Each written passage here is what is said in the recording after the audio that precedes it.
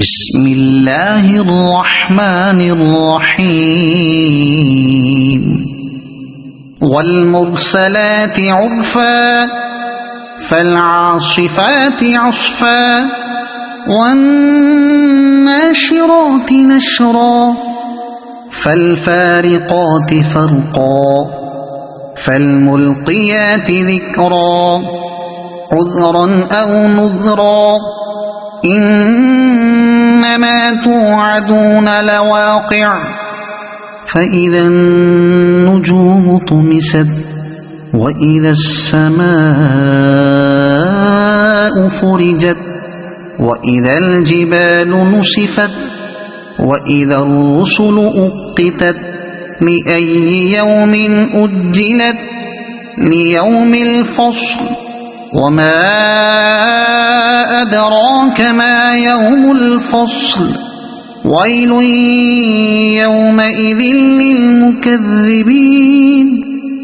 ألم نهلك الأولين ثم نتبعهم الآخرين كذلك نفعل بالمجرمين ويل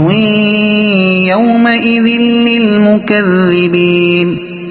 ألم نخلقكم من ماء مهين فجعلناه في قرار مكين إلى قدر معلوم فقدرنا فنعم القادرون ويل يومئذ للمكذبين ألم نجعل الأرض كفاتا أحياء وأمواتا وجعلنا فيها رواسي شامخات وأسقيناكم ماء فراتا ويل يومئذ للمكذبين انطلقوا إلى ما كنتم به تكذبون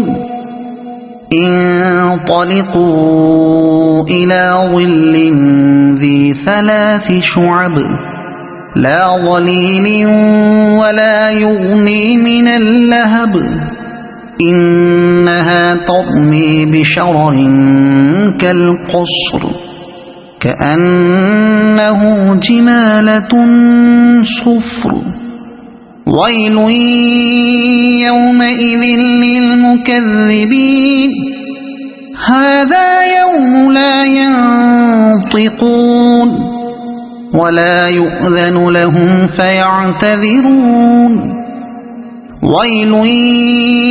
يومئذ للمكذبين هذا يوم الفصل جمعناكم والأولين فإن كان لكم كيد فكيدون ويل يومئذ للمكذبين